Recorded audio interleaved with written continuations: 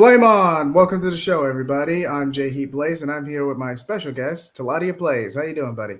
Hey, what's up, everybody? Welcome to another exciting episode of Blazing Shonen Dragon Ball Sparking Zero. And what a month of Dragon Ball content we got coming for you to discuss about. And before we start, we've gotten actually two new trailers since the last video, didn't we, Taladia? Didn't we get two new trailers or just one? We got one new trailer. Okay, because I think I also saw a trailer announcement for Dragon Ball Daima, if I'm not mistaken. Yeah, we did get Dragon Ball Daima, but we'll save that towards the end. Okay, all right. And This is the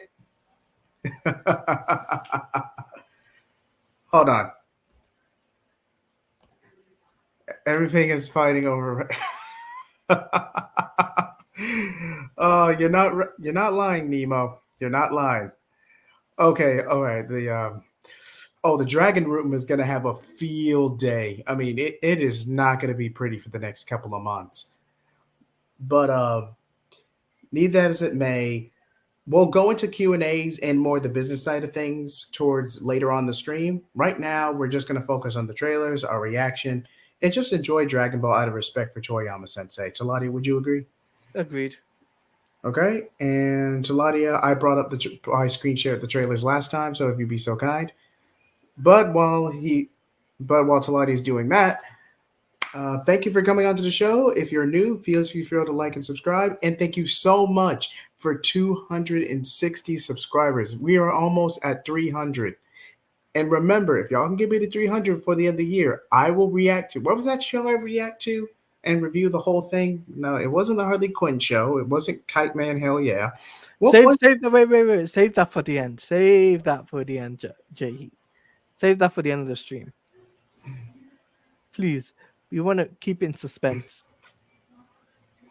Okay. All right. Fair enough. All right. Hopefully we don't get copyrighted, but here's the first trailer.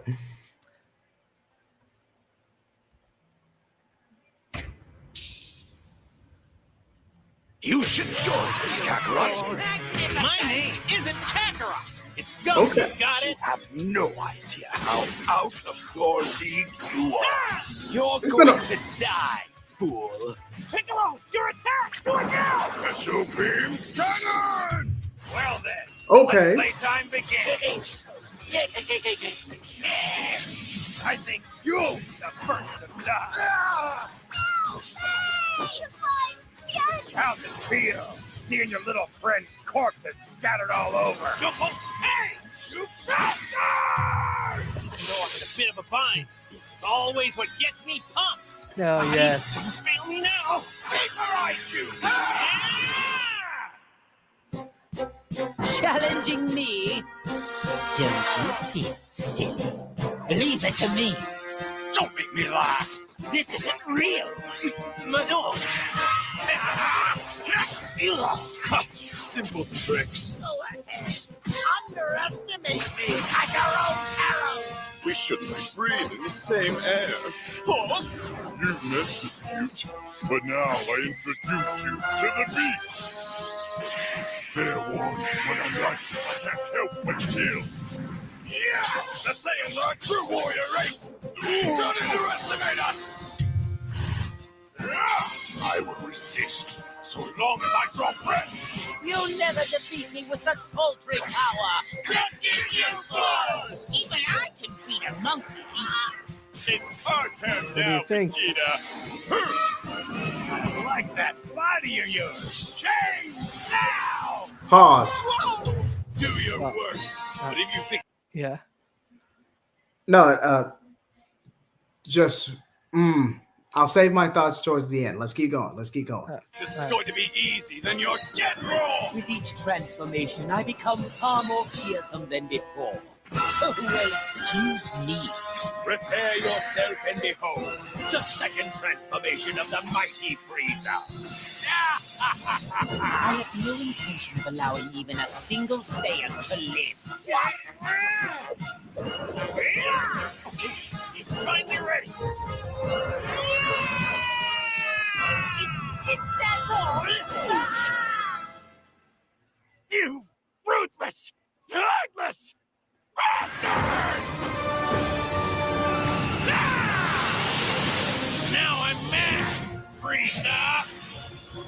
You wanted me at my strongest, so here I am. Men, you die in disgrace at the hands of your master! You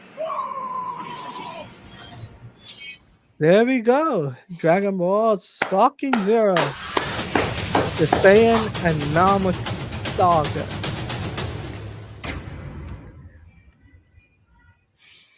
Ooh. And obviously, you get to see the pre-orders.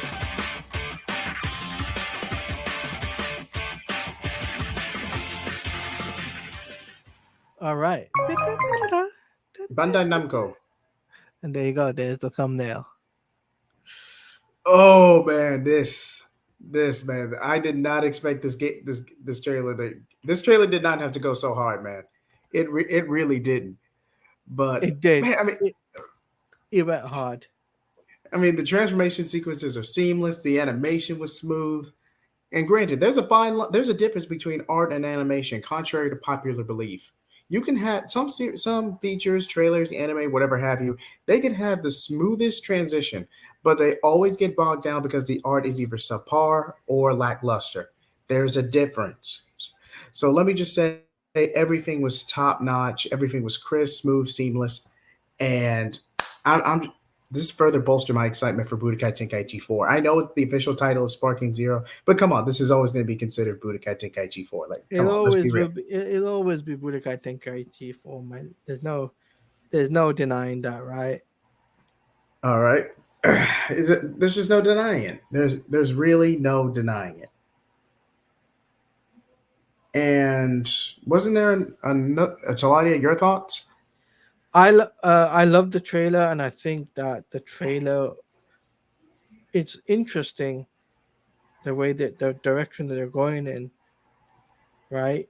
Right. And I like the fact that the gameplay as well is looking better and better for each trailer that's coming along. You're not lying. I mean, it's like with each release, with each trailer, there's an improvement. You can tell please someone do this on YouTube. If there was a full compilation from all the trailers leading up to this point, you could actually see the transition, like each one getting better than the last. Yeah. And what I was gonna say is Sparking Zero was like unbelievable, right? When it first got announced, I was just like, wow, right? Right. So it's I think this game is going to be a game of the year contender without a shadow of a doubt. Oh, without a doubt. I can't guarantee you to win it, but definitely a solid contender. I cannot refute that. Now, we're going to mention this, right? Sparking Zero, because Sparking Zero is one of those games that isn't like your like your 3v3 fighting game. This is a 5v5 fighting game. Right?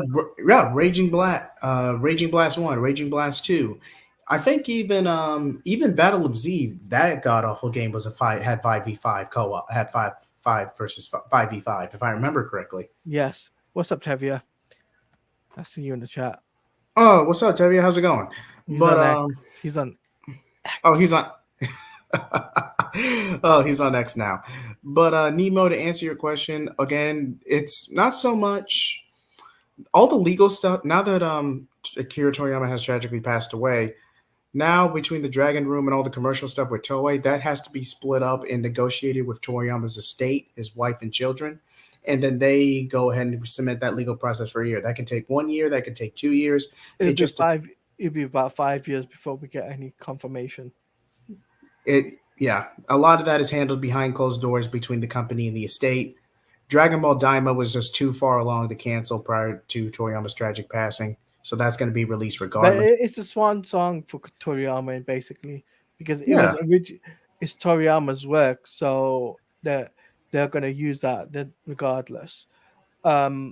But in regards to back to Dragon Ball Sparking Zero, I think that this game is probably going to be probably one of the best things to happen to Dragon Ball since Dragon Ball Z Kakarot. And Dragon Ball Z Kakarot is a good game. Don't get me wrong. But at the end of the day, it's the first real success you've had since Xenoverse, because Xenoverse 2 has 20 DLCs, arguably 21. Mhm. And that game has been, and not to mention you had Dragon Ball Breakers. That game, I don't even think that game even sold well, if I'm being honest. Xenoverse games, to answer your question, the Tevia Xenoverse games, They're done. they're done. They're not gonna focus on Xenoverse anymore. they're not gonna focus on Xenoverse 2. Like after Sparking Zero comes out, they're not gonna make any more content for Xenoverse, I don't think. The audience just won't be there anymore.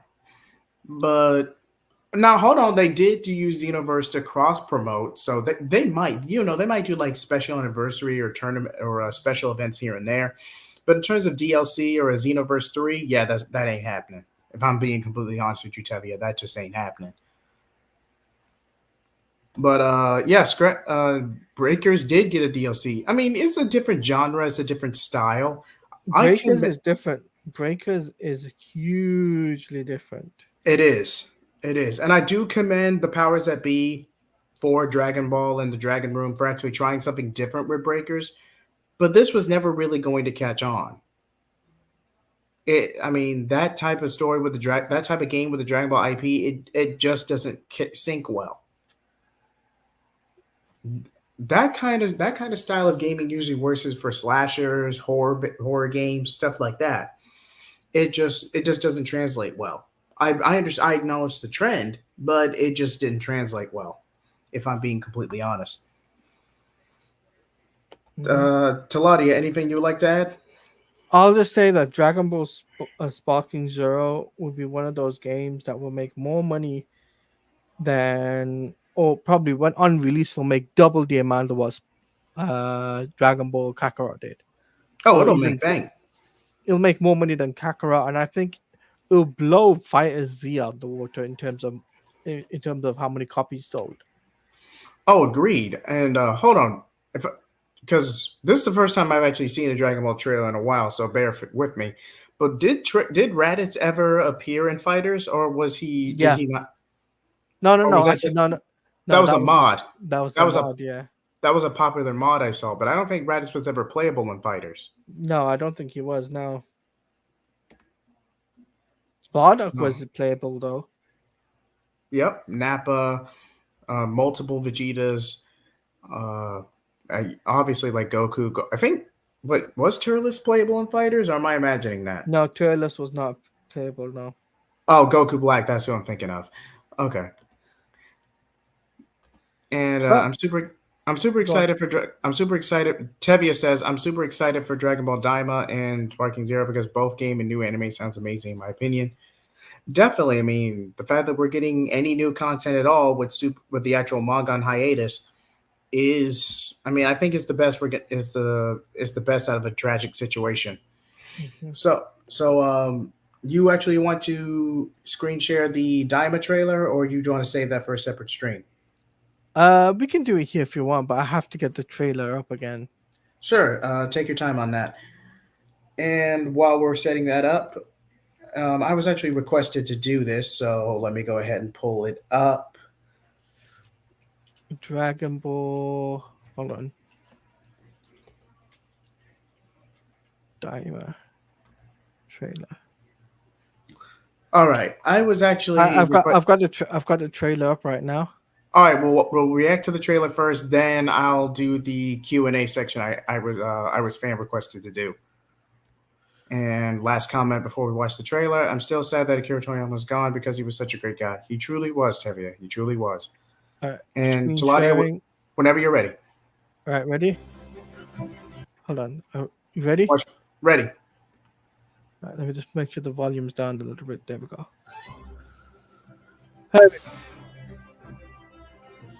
New trailer. Okay. This is Goku. Kid Goku. Supreme Kai.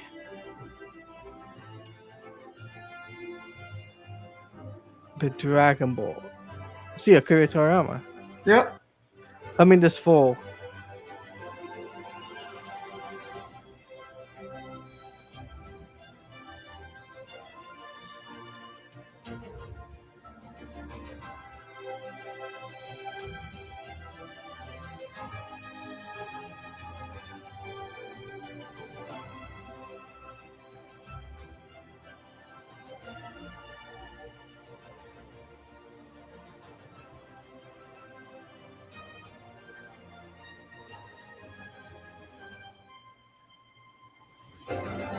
There we go. Dragon Ball Diamond, October 2024.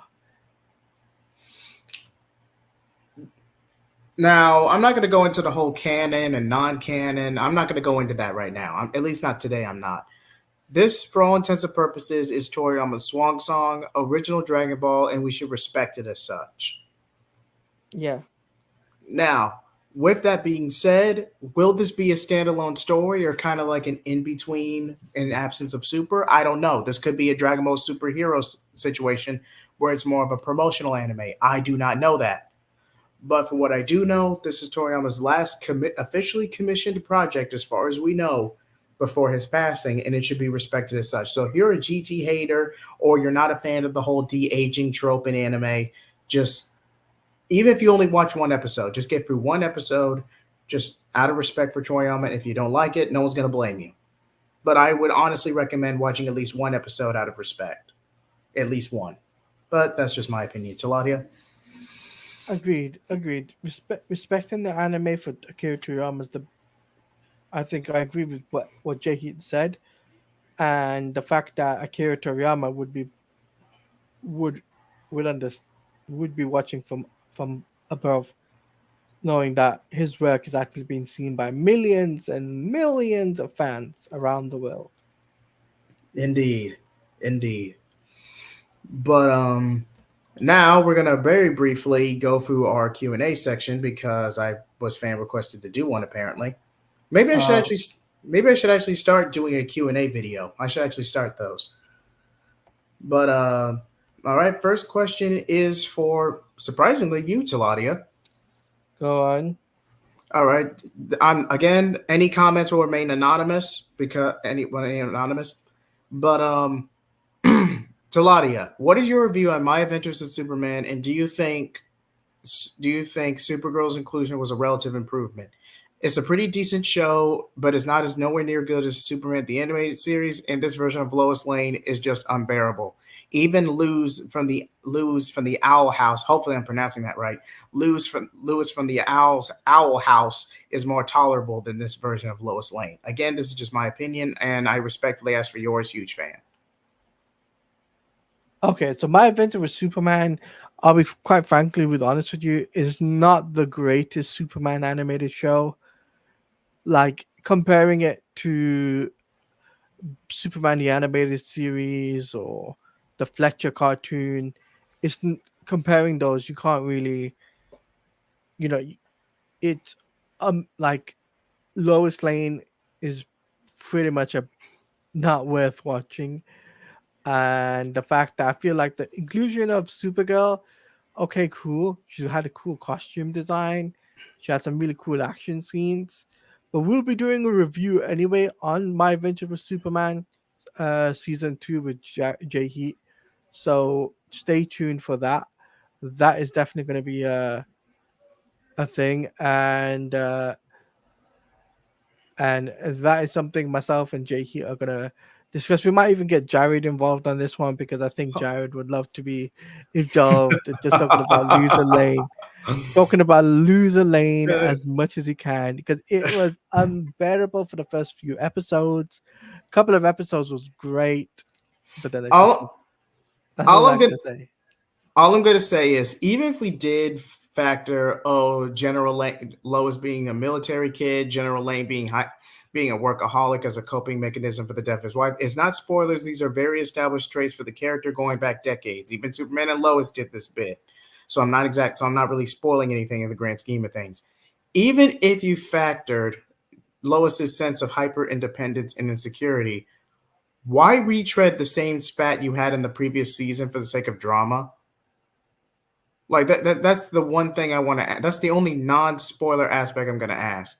You literally get this gig to cover a celebrity reel, basically a Superman version of the Bachelorette, a charity Bachelorette or Bachelor, whatever. And Jay, let's save this for the spoiler. fair enough. I'm just saying it's a bit forced. It's a bit tacked on for drama. I know, but I'd rather prefer we do a full stream on My Adventure with Superman than actually go full blown in right now. Okay, fair enough. And but I will answer Tevia's question right quick. Just wonder if you have any feelings about Superboy. I feel okay with the way if this show gets a third season, because again, it is. Okay, they confirmed it was going to be a third season. They already confirmed that. Yeah, we'll be discussing it tomorrow on my channel. We're going to be discussing DC Studios. We'll be talking about animation. Superman and Lois. We'll be discussing the Marvel panel. We'll be talking about Avengers and Avengers Doomsday and Avengers Secret Wars. I couldn't fit everything into the thumbnail, but I fitted in quite a lot. So I will show Jay here after the stream the thumbnail, so he'll get the exclusive. All right, but to answer your question, Tevi, I just feel like it's too soon to include Superboy, way too soon, considering where this is supposed to take place. It's only been the second season. I would understand if it's like for maybe season 5, you would include him, but it's too soon to. Way too soon. Too soon to have Superboy in My Adventure with Superman. I would understand Supergirl because that makes sense, right? Yeah, but still, I mean, Clark hasn't even. Oh, what's up, Retro Lad? Superman hasn't even technically fought Luthor yet. Yeah, Luthor. Yeah, Jimmy Olsen got invited to the Science Expo, basically on just for the sake of a Superman segment. But other than that, Clark and this version of Lex have no real interaction. They haven't even had a staring contest with each other outside of. It's too soon, Tevia. For this way stuff, too soon. It's too soon for this stuff. Even though we're getting this stuff, it's too soon for that. That's my opinion. But anyway, let's go for another question. I want to get off this topic. Yeah, fair enough. Now, okay, we might as well address this now because he's going to keep asking if we don't. Superman, Hank Henshaw is more interchangeable because, again, he's a disgruntled, grieving civilian astronaut, and Hank Henshaw did appear in the show. So there's some setup for that, but similar to Connor, is just too soon. If executed poorly, it's going to come across as forced. We'll talk about this, Tevia, tomorrow. So we'll talk about the Cyborg season 3. But Retrolad, I'm glad that you're going to be doing a Sparking Zero content creators tournament. Nice. That is going to be pretty cool. Cool. Nice. I'm just a casual person, so this will be my first time playing Dragon Ball Sparking Zero. I've never played the Dragon Ball Sparking Zero game. I've played Xenoverse. I've played Dragon Ball Z Kakarot. I've played Fighters. So I'm pretty much played some of those games in the past. The last Dragon Ball game I can say I consistently played was either Raging Blast 2 or Xenoverse 1. Because when Xenoverse 2 came out, I was in college and I just didn't have the time. I played Xenoverse 2 back in 2019. So around about the pandemic, that's when I started picking up Xenoverse 2. And be sure to subscribe to Retro Lad on Retro_Lad, on Discord for when they announce that tournament. Okay. Anyway, what's the next question, Jay? Okay, all right, let's get off this topic. All right, let me scroll down a bit. A lot of these were My Adventure Superman questions, if I'm being honest. Anything besides My Adventure with Superman? Any other questions besides those? Because okay, This one's for me. Jared, would you be actually doing a video on Deadpool and Wolverine and comparing it to the DCEU Swan Song Aquaman 2? I wanted to actually have Deadpool and Wolverine be reviewed on its own merits in its own video, then compare, because you can't really compare the two in that context. You can't compare the two in its context. I would say Flash would be a better matchup, the Flash film, because it's technically doing the same thing. Yeah, Flash is similar thing, but the thing is with Deadpool and Wolverine, it's a better version of the Flash. Let's be quite frankly honest, right? You're not lying, mate. You're not lying. I mean, it's a better version than Deadpool. Better version than thing. So, congratulations, Retro. Congratulations. Question: I was just wondering, what do you think of the time travel? What think of Marvel Comics universe versus DC Absolute? Bringing the Marvel universe back was a desperate bid to save Marvel sales, because say what you will about the MCU synergy and brand recognition, say what you will about all that, but Marvel Comics have literally been in decline since All New, All Different, and they never financially recovered. At least within the comic sphere, they've never financially recovered.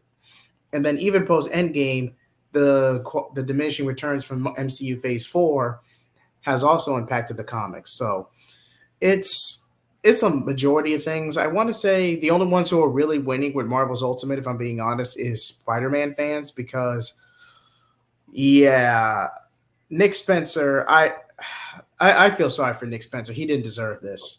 He really didn't deserve this. I'll say this, right?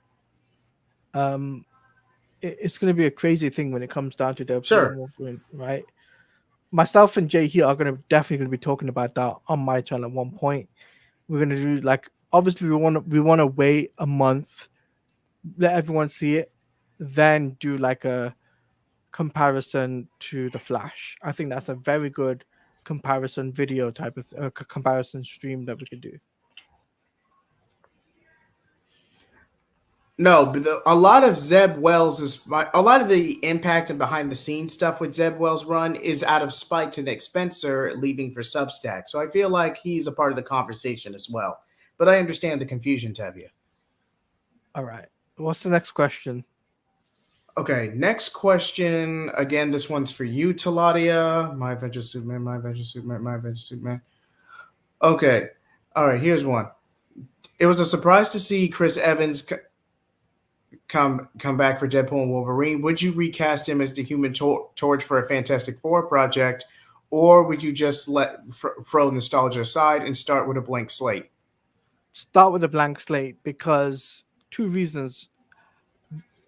He's like, without going spoilery, right? Right. He's not going to do another project with the Fantastic Four. Come on. And they've just got a Fantastic Four project in development.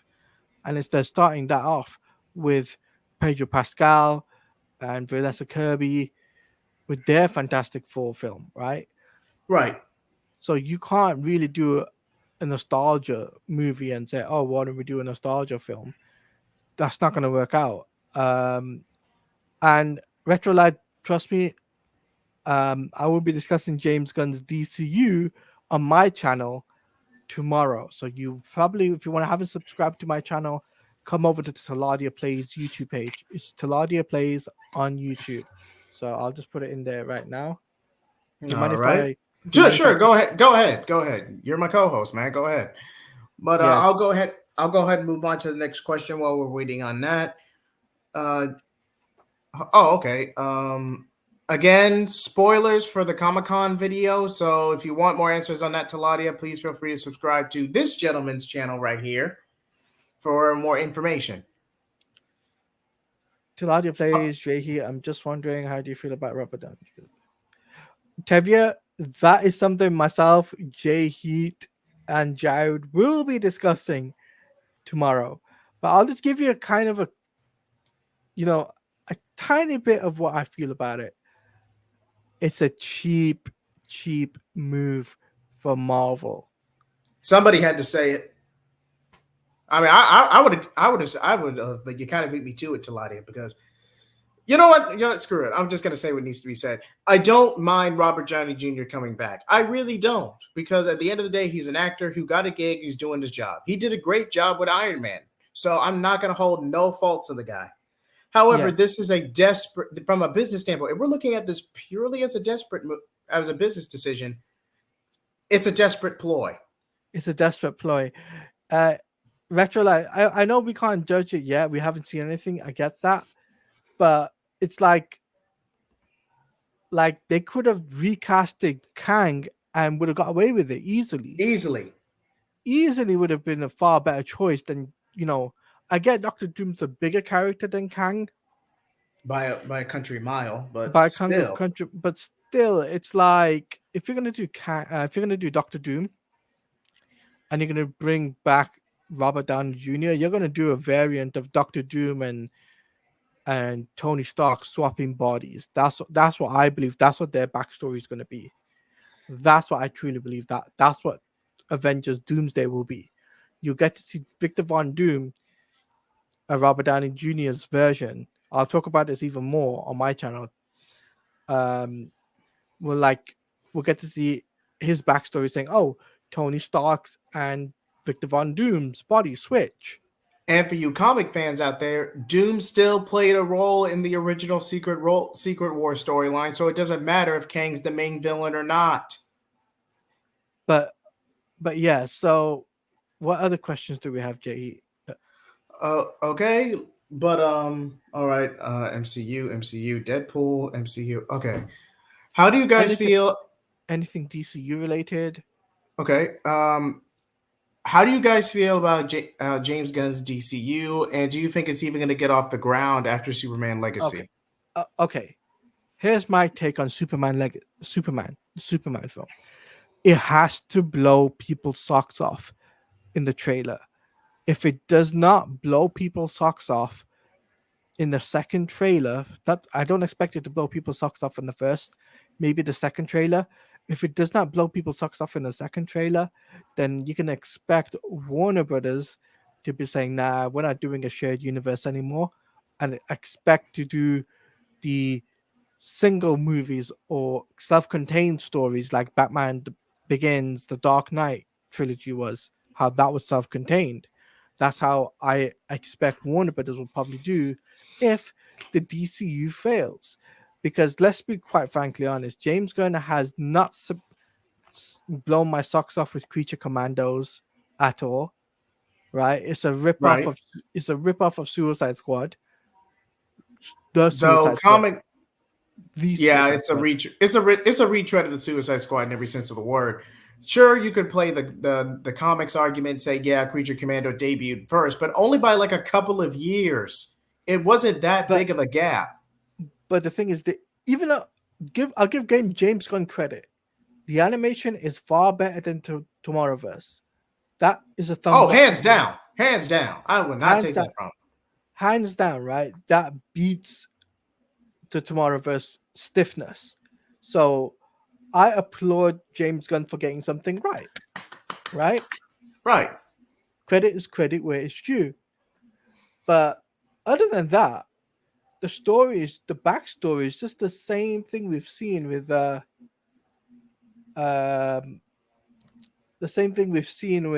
Suicide Squad. It's like a rehash of it. I don't want to see a rehash of the Suicide Squad. I've had enough of the Suicide Squad for a decade. Please, Warner Brothers, stop giving us Suicide Squad content. And I know people in the comments or people commenting on this in general are going to say, oh, it's ended and Peacemaker and all that's not doing any favors in the Nepo casting.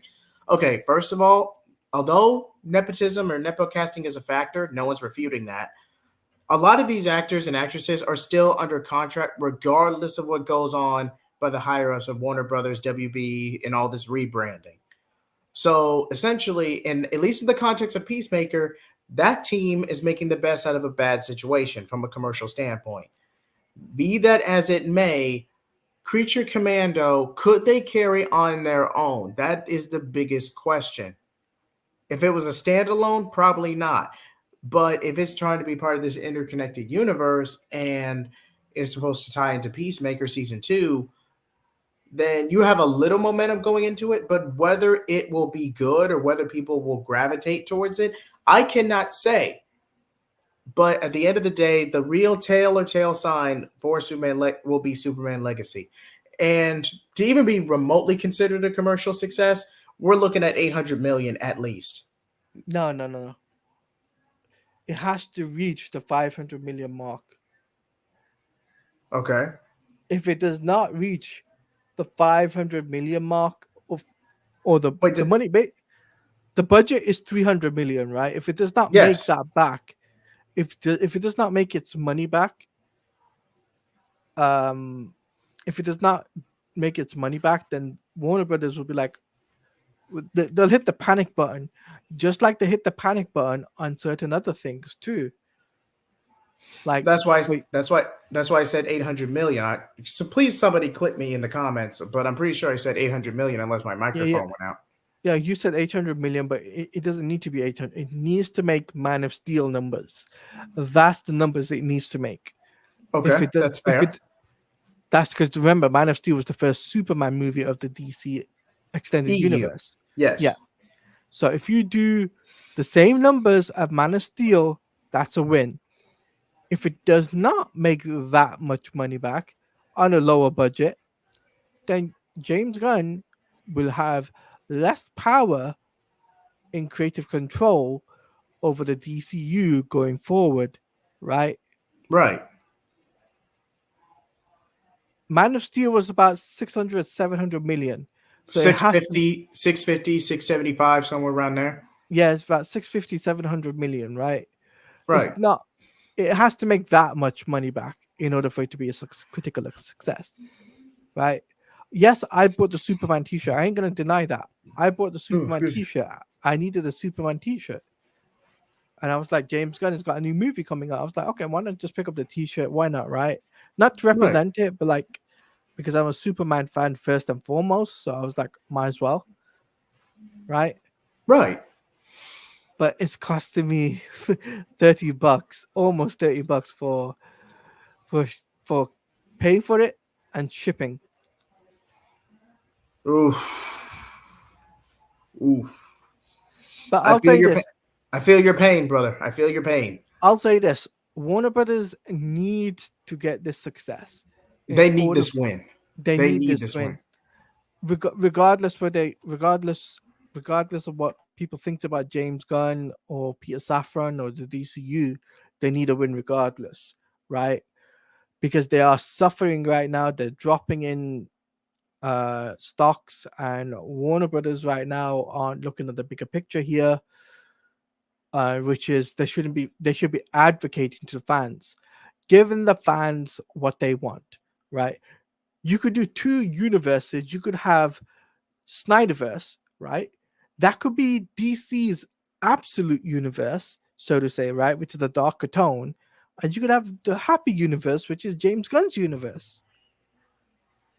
We do know we've at least heard rumors going around that Zack Snyder was in works with WBD for a 300 series, but whether it'll expand more than that's actually happening. They are working on a 300. Oh, so they did confirm that? Okay, just wanted to, because I didn't want to. Sil just did a stream on that, so I recommend checking out Sil Abdul on that.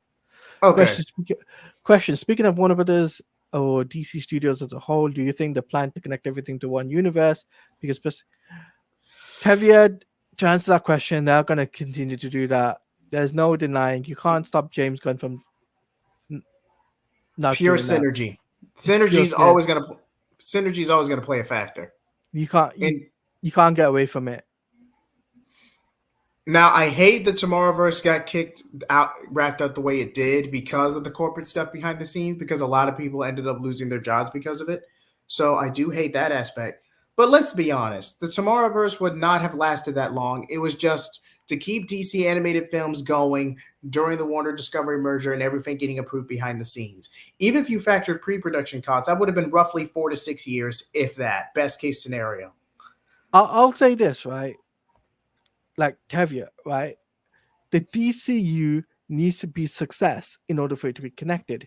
If if it doesn't succeed, that's not going to be the case, Tevia. Right? I know you're going to ask me about the games division. I know you're going to ask me that question. And let me tell you straight up front, I've been speaking to my source, right? I have had DMs with him, or they with them. Actually, I should say them because it's not he, it's a they. So I've been speaking to they with them, and they've been actually telling me some juicy information, which I'll be doing a stream on in regards to that. I mean, I've done a stream on it before. Well, I'll just say I credit the person as it is Fortress of DC, where they've just told me some really cool information about Rocksteady's next game. So any It's- more questions? Any more questions, Jahi? Just a few more. Tevi had to go ahead and get his out the way. Tomorrowverse felt like a rush job, in my opinion. In more ways than one, Tevia. In more ways than one. They go on. They were planning this from 2020, so they were planning this from well in advance, 2019. Yep. But okay, next question. This one's for me this time. Jay Heat, congratulations on over 260 subscribers. But do you honestly believe DC is gonna ever catch up to Marvel, or is the whole comic or the whole superhero trend gonna basically implode? In my opinion, trends do come and go, especially over the course of a decade plus. So that aspect is unavoidable. However, I'm not going to say, because DC and Marvel, they're always going to be competing each other in some way. And Marvel had some low points. DC has some low points. But if you want, I'm going to give you two examples. I'm going to give you both in terms of the DCU, and I'm going to give you the comic side of things. Comic side of things, DC still has a leg up because their characters have stronger IPs. The only characters who have stronger IPs than the Trinity on Marvel side is largely Spider-Man, and relatively recently with Iron Man and Captain America because of the MCU ban. But even then, they're not hitting Superman numbers or even Batman numbers. Oh, excuse me, they're not hitting Batman numbers in terms of commercial share. They're probably hitting Superman or Wonder Woman numbers, but they're not reaching Batman numbers, at least not by themselves. But I will say that at the end of the day, Absolute Universe could be a hit or miss. It could go either way, in my opinion. But as for Absolute Power, the actual summer event the comics are in right now, it's just a Cadmus ripoff. I'll say it. Let's be honest with ourselves. It's basically Cadmus. It's just nowhere near it. At least with Cadmus, you had a full-on government response to everything going on leading up to that point. With Absolute Power, it's Waller going renegade and basically holding half of America hostage. And I just don't trust Mark Waid, man. I'll be honest. I don't trust Mark Waid. So I'll bring this up, right? Speaking about Marvel and DC, I'm just wondering if you guys cross over video game or comic Marvel. No, that's never going to happen. A crossover between Marvel and DC and video games is never going to happen, Tevi. I can tell you that. That was a one-time thing back in the 90s when the comic book industry was on the verge of collapse. That was a desperate sales boost. I believe that was back in I want to say the mid-90s, 96. Mid-90s, yeah. I would say mid-90s. That's when they did the crossover on the Amalgam comic. But in video games terms, they're never going to do a crossover. No. Could you imagine the licensing fees and to get the most recognized characters possible? It's impossible. Ooh. You know, here's another thing too. Warner Brothers will not play ball. Warner Brothers will not play ball. It's just not going to happen. With Marvel games. Marvel games, on the other hand, would be prepared to play ball. Let's be quite frankly honest, right? They've been giving out IPs left, right, and center, right? But WB will not play ball because they're a company. Their company is in house. Yes. So whatever IPs they give out would be in house. They wouldn't do a collab, let's say, with Marvel Games and say, oh, Marvel Games and WB Games presents the DC Universe versus Marvel Universe or Marvel versus DC or something along the lines of that, right? They're never going to do that. The only thing I'll say, Tevia, what WB will potentially do is they'll look at the Rocksteady games and they'll look at Rocksteady's next project because Rocksteady has got another project in development.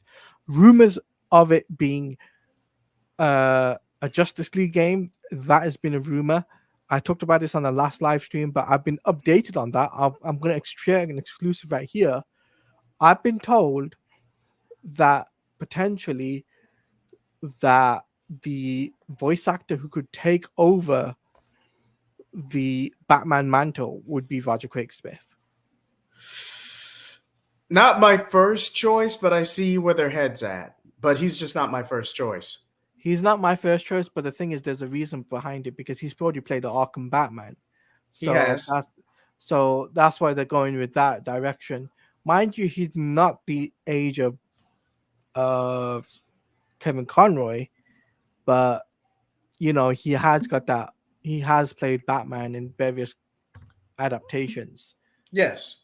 So I'm just saying, guys, if a Justice League game is going to happen, most likely will be Roger Craig Smith taking over as the mantle as Batman. Excuse me. But that's besides the point. I've also been told that the Wonder Woman game is still potentially could be a thing, right? So it still could be anytime between now and next year we could be getting something. And I've also been told the Superman game's the same thing. It could be now, anytime between now this year or next year. I've been told potentially we could be getting some news. And I'm sure we'll be welcome to hear that. But next question. Okay, next question. What do you truly believe? Hold on. I just want to make sure I'm reading this question correctly. How do you guys feel about? Is it saying Cape Crusader? No. Cape Crusader. Okay. How do you feel about Cape Crusader? It didn't feel it live to its appeal. It was supposed to be more adapting the Golden Age, but with a few fantastical elements. But it felt just. I can't answer that because I've only seen the one episode, Tevia. So without spoiling it, I have to wait and see until after seeing a few episodes. I can't really answer that question. Yeah, it does go into a little bit of spoilers here, but I'll go ahead and give you my opinion, at least non-spoiler. Yeah, it's a different style. It's definitely a different style, but it definitely feels like that. Even if they were testing the water, because they said with James Gunn's DCU, he wanted everything interconnected, everything a mix of grounded and fantastical, bring the more fantastical elements to larger media. So it feels like Cape Crusader was kind of testing the waters in that aspect. And the main reason and at least from what I've heard, again, I can't confirm any of this. From what I've heard, the reason Cape Crusaders was removed from HBO Max or as a main project with WBD was because they weren't really jiving with that tone. They wanted to completely restructure the show or make it basically B-Task for a new generation. Bruce Timm wanted to do something new with it. He wanted something darker with it. And to an extent, that is what you get. But it just comes across, it's just you could just tell the production was cheap. That's all I'm going to say on that. But it for a self-contained Batman story or for a self-contained Batman show, it's serviceable. We just had better in earlier years, in my opinion. But that's all I'm going to say on that without getting into spoilers. Mm-hmm. And Taladia, it looks like you've received the last Q&A of the night. This question for you, Taladia. How do you feel about YouTubers grifting or jumping on certain topics or trends for clout? And do you see that as a popular brand model for a content creator starting out? Okay. Now here's my take on YouTubers grifting and trying to use people or leeching, as I call it, for clout, right? Right. It's not a good thing to do, right? No, I would never condone it. It would never work out in your favor. For example, right? I have over 3,000 subscribers on YouTube, right? Right. And that's because I promoted my videos. I promote my videos to see what the YouTube promotion style is like, right? Did it through Google Ads and just to see how the YouTube algorithm would work. And it worked in my favor because I actually got over 1,000 subscribers from 2 videos, right? I was at 2,000 at one point because I promoted one video that got me up to 2,000, and another video got me up to 3,000. So it's like I'm just like, wow, blown away by it. And the thing is, here's my advice for you content creators out there. Don't go to other big content creators and say, oh, I want to collab with you, and be like one of those things that because it never works out, because you collaborate with bigger content creators. Let's just say they won't come to your channel because they'll see, look, you're not entertaining enough. You have to be entertaining. You have to have the right content. For example, I have to stop doing gaming streams now, literally, on YouTube, because the YouTube algorithm does not like the gaming live streams. And that's something I've learned, right? I tested the waters out. I did it for a week, right? I did it for a week for Marvel Rivals to see how the beta, see how the YouTube, because I was grifting off the hype for Marvel Rivals beta. I was grifting off that. I was like, let's see what it's like, see what YouTube thinks about it. And it blew up in my face, right? Right. Let's put it like it blew up in my face because I didn't get triple digit numbers. I only got double digits, right? Right. That's the thing. And that's why, like, if I'm gonna do gaming, like DC gaming streams do well. Marvel gaming streams don't do well. So what I'm gonna do is, from now on, I think the Marvel gaming streams will be done over on Twitch. I think that way I can get an audience on Twitch and whatnot, right? That's something I'm gonna have to do on Twitch. Because yes, I'm a content creator on YouTube. Yes, I have over 3,000 subscribers. But if you're not making enough people coming to the streams, yeah, Marvel games aren't good compared to DC. Mind you, Marvel Rivals was a hype thing for 2 weeks straight. So I kind of dipped in viewership on Marvel Rivals. So like after the Suicide Squad Kill the Justice League stream that I did, I only got like between 20 to 50 views per stream, right? Right. When I got back to doing reaction streams, I only got 46 views from that. So if I would recommend to you guys, if you guys are getting back, don't do what I did. Don't do what I did, which was jump the trend and make live streams about it. Just don't make YouTube live streams on Marvel Rivals. If you're going to do gaming live stream, do it on Twitch, especially Marvel Rivals content, right? Don't do it on YouTube because you'll never get viewership. Anything off the ground. No, Yeah. because there's always bigger names. It's a longer platform. I hate to cut you off, Taladia, but I really think this next part is important. And there's always going to be a bigger fish in the pond. So Twitch is relatively recent. Twitch is strictly for gaming and playthroughs and streaming. If that's the actual intention of the platform, and you'll just have a much easier time building off that. That's why I always do my gaming streams on Twitch, and then I import them over to YouTube to help, with analytics and keep my content up. I do not directly live stream my gaming through Twitter. I either do directly through my PC or I stream via Twitch, which I actually put in the chat. If you actually want to if you want to help your boy out, cheap plug right here, just jheat751. But cheap plug aside, at the end of the day, even though Twitch does delete your video, no, you can highlight them and they'll stay forever. I've got VODs from 2 years ago or 3 years ago still on my channel. I highlight them and basically it never goes away. Really? I ought to try that. Because one time I had to start a whole playthrough over because go ahead to light it. Because one time I had to do a whole playthrough over because I ended up losing a part, or I waited longer than the 60-day limit and it ended up getting deleted. I'll definitely try that.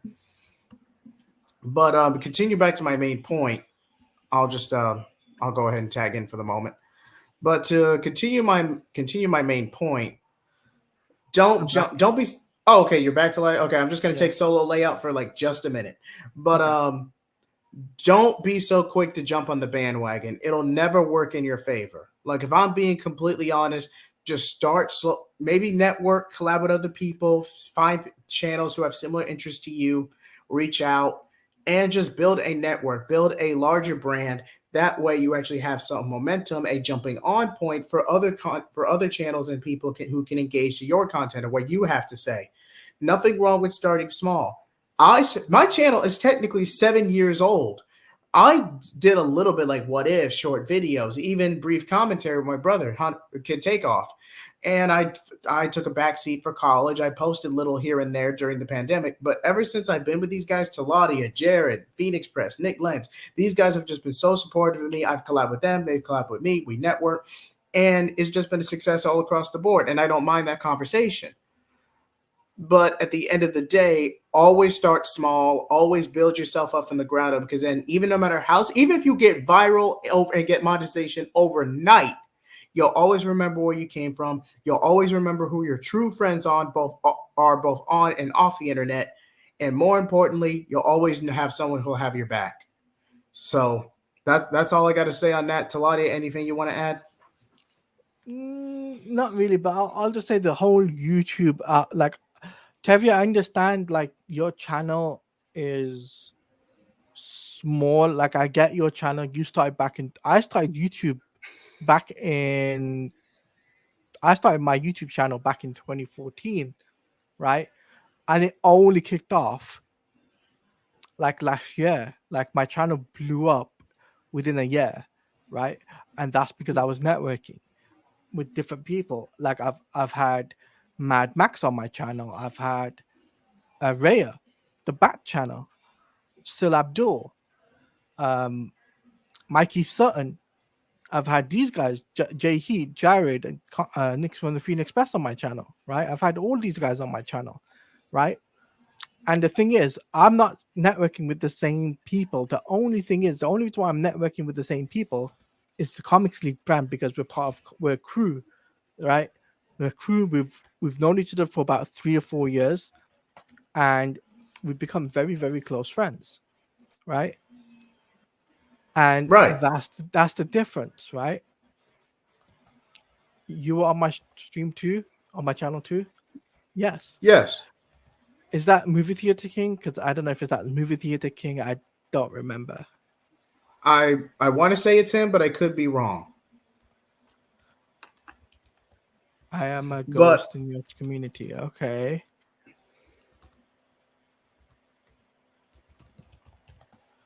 You see, I've never. Oops, sorry. It's please take your time, man. no. He's saying, "Oops, it's me." It's who is it? Movie Theater King, right? Movie Theater King, is that you? Come on. Come on, be honest with us. Ah, I think it is Movie Theater King. I think he's messing with us. But like I said, I've had different people on the channel, and when I do member stream, I literally get different people on the stream. I don't bring on the same people for members because I know it could be a hectic thing. I want fresh people to come on the channel to give their fresh takes, and that's the difference between my channel compared to other people's channel, because that's what gets the conversation going. Other people's opinions matter. They do. But like I said, when it comes down to drifting and leeching, it never works out. It really never doesn't. It really doesn't pay off, right? Because, for example, one person that I knew, right, I've known for quite a long time, he leached off me to get more subscribers, and he did. And let's just say now he's leeching off his friends to get more subscribers that way. They don't realize it yet, but I do know that for a fact. I know that for a fact. And like, I I don't think it's a good idea to do leeching, and I don't think it's a good idea to grift off people, right? I don't grift off Jay here. I don't grift off Jared, and we don't grift off each other. We help each other No. grow, right? That's Right. the difference. That's the difference between our channel and other people's channel, right? Right. I agree with you 100%. Right. Right. And the thing is, not many content creators out there do take our advice. Our advice for you is don't ever, yeah, Well exactly. said. Well Well said. said. Well said. Right. Grifters eventually die when they don't have no one to grift on. Exactly. Right. For Right. example, I'm on MME when I can. Right. I go onto MME Right. channel. I network with everybody within the community that I can. If they're doing a stream, I'll network with them. Right. I'm on their channel. They come on my channel, so on and so forth. Right. That's not grifting. That's called collaborating. Right. And that's outside the Comics League circle. That's the difference. That's the big difference, guys. If you do stuff outside the main circle, for example, you, Tevye, I know you collaborate with Pika. You can't keep on doing it with Pika. That's my advice for you. Take my advice on board. Don't keep on collaborating with Pika every time. Do some with somebody else, Reach out to other people that are in the same subscriber numbers as yours. Not particularly Same me, league. same league as yours. Because if you do that with the same people will just say you're a boring content creator. Then you're saying you're bringing the same people on, right? For example, me and Jared collaborate because we gel well and people love our content. That's why when we do the Snyder fans read comics, it gets triple digit numbers. And there's a reason behind those triple digit numbers. It's because myself and Jared, we always go back and we cover the comic, and then we do 30 minutes of talking about whatever, right? And we go over the SEO, we talk about the SEO, and we give people the option. What are you guys doing? We go over the SEO and whatnot, right? So Right. that's the difference for you guys. You guys have to understand that you have to build a community first. If you don't build a community, you'll never make it. You'll never make it on YouTube. I know this from a fact. True, you are right about that fact. One of my friends had to collaborate with Sean.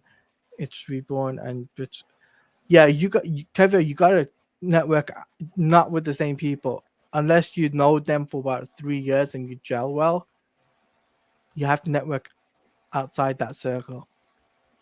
You do. You have to be willing to branch out. And sometimes you might not hit big numbers the first go around, but you keep reaching out. Maybe they're having a hard time, or maybe they want to get their projects out there. You never know. No, it's like I said though, Jay. Not many content creators listen to our advice. For really good example, right? Right. I'll tell you off stream this, but a really good example is someone that I know tweeted about the fact, oh, I'm stagnating. What incarnation is going on? It's simple. You're not networking enough. It's true. simple as that. It's the same thing with Twitch. You've got to collaborate with different streamers, and that's how you grow your community. It's the same It thing be with like streaming. that. You have to network.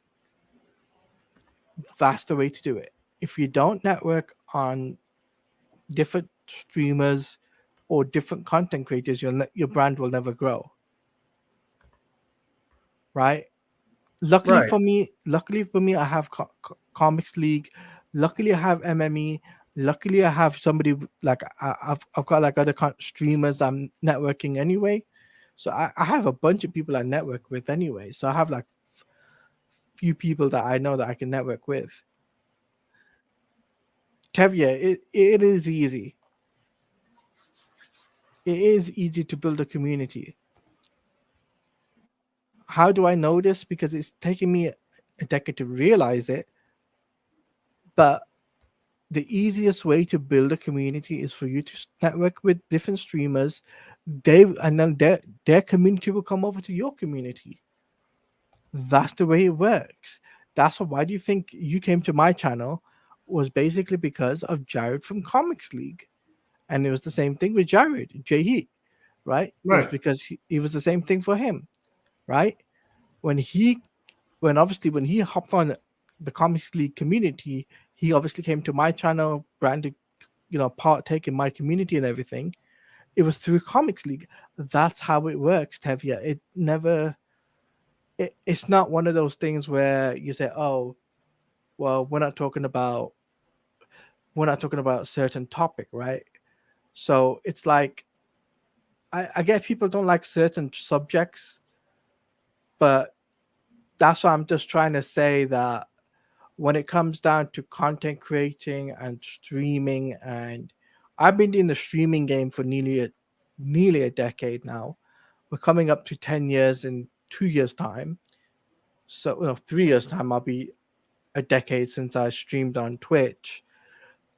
But the one thing I've learned, being a streamer, being a content creator, it takes hard work. You need to be very consistent. You need to have very good vocal stuff. Wait. I don't even know. Will you ever interview or collab with someone new, like a guy who just got into the fandom? Yeah, I wouldn't mind doing that. I welcome the fandom. We always try to bring positive energy into the fandom or whatever we're discussing. So if someone new or so for someone my for example, my channel is strictly Marvel and DC.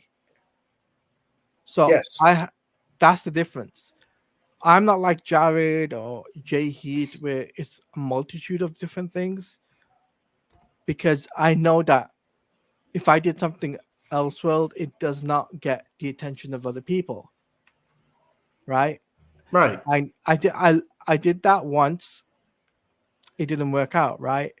The only time it worked out is, for example, if I did something Snyderverse related, or if I did something with Mikey Sutton, where Mikey Sutton was the big part of the community that I was a part God of. rest his soul. God rest his soul, of course. Where everyone just chimed in and everyone just tuned into those streams, right? But that's the only exception of a time where I've had somebody come for that. But other than that, I haven't had lots of people come in. The only time they'll come in is if it's for Marvel or DC. I've interviewed Miller Ross, for example, right? I've had the leaker Miller Ross on my channel, and let's just say he obviously told us about Suicide Squad Kill the Justice League. The leaks, he leaked all the content before it even got announced, right? Right. And I'm grateful for him for that, because I got the chance to interview him, I got the chance to network with him, and I got the chance to actually be friends with him. And I'm still friends with him now. Like, obviously I don't speak to him regularly, but I get the opportunity. When I get the opportunity, I can network with him. So that's the difference. I'm also good friends with Sadat the Gamer, good friends with Jay Shockblast, good friends with Caboose XBL, good friends with Uncaged Games. There's so many content creators out there I'm good friends with, right?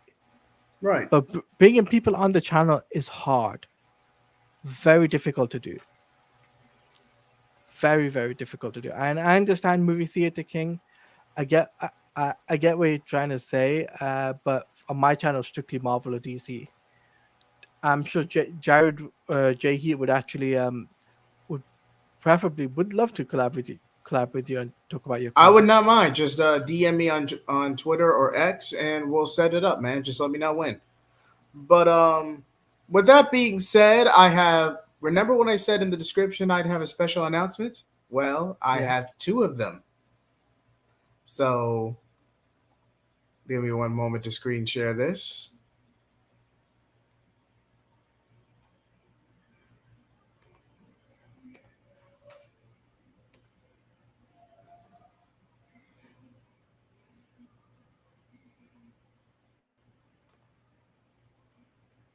Hold on, folks.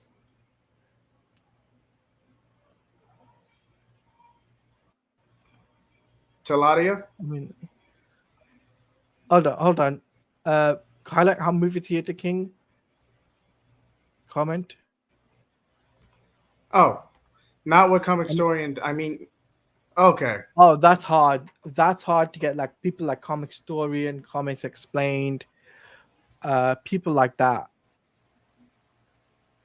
Yeah, It's that's very that's very hard. like it was very hard. Like the whole reason Story came on Jared's channel because he reached out to Jared, right? Or Jared reached out to him. Comics Explained was just a fluff, was a fluke because he came to my channel, right? Obviously, I wasn't able to collab with him when because Jared wanted to do it solo, but I'm going to reach out to Comics Explained. I would love to talk about comics with him and the all in, the absolute universe with him. So there's that. And so that's what I got to do. But I'll say this, guys, like I tried to reach out to him, I really did, but never got a chance to.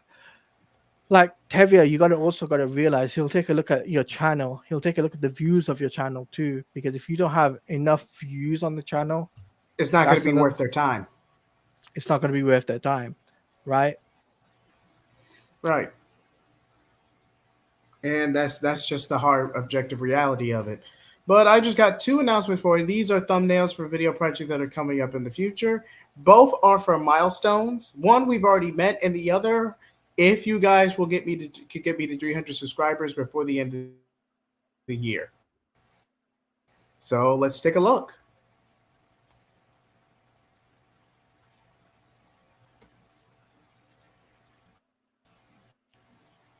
Oh my god! Remember, you will only see this one. You will only see this one if you can get me the 300 subscribers before the end of the year.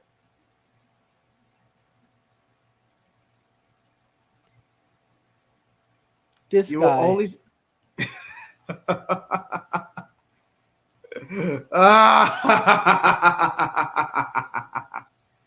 That's such a sinister laugh. Not really. But yeah, I definitely owe you guys a part 2 for episodes 5 through 8 of Gotham Knights, so that is definitely in the works. And yeah, if Velma 300 subscriber special, if you give me the 300 subscribers, I will react and review Velma all the way through both seasons. Hey, Jay Heed, are you an artist? I mean, I try. I do a little here and there, but I wouldn't say I'm an artist. You're not an artist. I mean, an artist is an indie guy, right?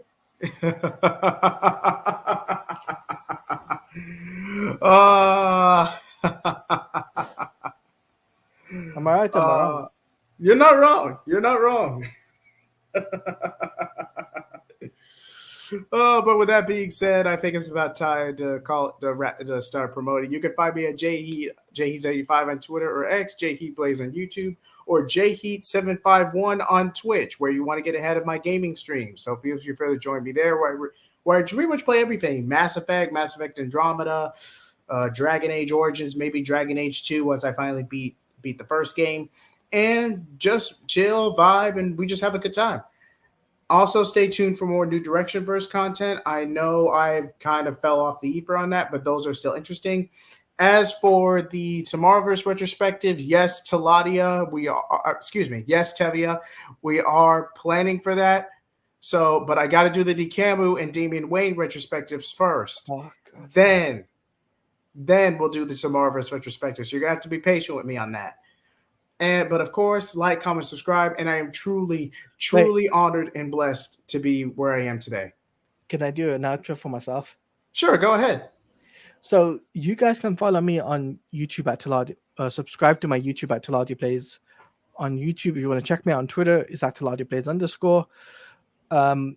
If you guys want to tune in tomorrow for the San Diego Comic-Con recap, that's the place to be. Where we'll be streaming at 4 p.m. Eastern. Jared will let me know. He might be there, he might not be. If he's not available, then I'll have to delay it by a week. And instead, we might do something else completely different.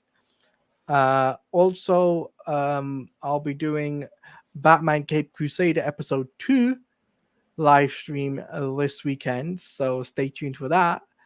And of course, you know, there will be more content in terms of reactions, comic talk, and also movie discussions coming to the channel. I think the gaming streams will be put on the back burner of things when it comes down to the channel. When it comes down to Marvel side of it, I don't think I'll put Marvel content out because I'm a DC guy. I'm more of a DC guy than a Marvel guy. So I would recommend you guys subscribing to Taladia Plays, which is highlight the Taladia Plays YouTube page. Hold on. You posted it a while ago in the comment. Let me just scroll up a bit. Hold on, don't worry, I got it. Okay. You can highlight that. Subscribe to that page, guys, and we can achieve anything basically if you subscribe to it. We're on that road to 5,000 subscribers. So if we reach 5,000 subscribers by the end of the year, not by the end of the year, but by the end of 2 years' time, that'd be great. Right? We've got a lot of things coming your way. Not only the Suicide Squad game after that's finished, but we've got the Wonder Woman game discussion. We'll be talking about the Wonder Woman game. We'll be doing collaborative streams with Podcast Now. That's something I'm in the works with. I'm going to try and get him on the channel. He and I have actually talked in DMs. So he and I are kind of trying to get collabs together, get working. And also I'll be getting other content creators on. Batman Arkham Shadow. Yeah, I probably won't be covering. I mean, I'll do the reaction, but I won't be playing the game. Because what's up, bro? I don't have a VR headset. It's too expensive. And for those who are just joining or just recently subscribed to the channel, this is actually my brother. You saw him when we collabed for my Fast X movie review a while back. He joins the channel every now and then, but who knows? Maybe he'll collab and have time to come back on the channel in the future. So that remains to be seen. That remains to be seen, yes. But like I said, you know, content-wise, we've got a lot coming your way, and on my channel, and obviously, some Gamescom, there will be a live reaction, but that'll be on my Twitch page. So I can't do it on the YouTube. So when Gamescom does live stream, it'll be on Twitch. That's in 2 weeks.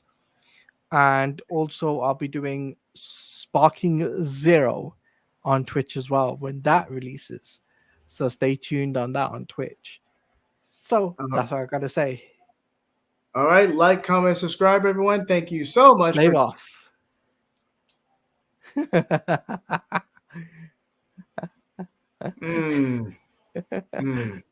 Good night, everybody. Whoa!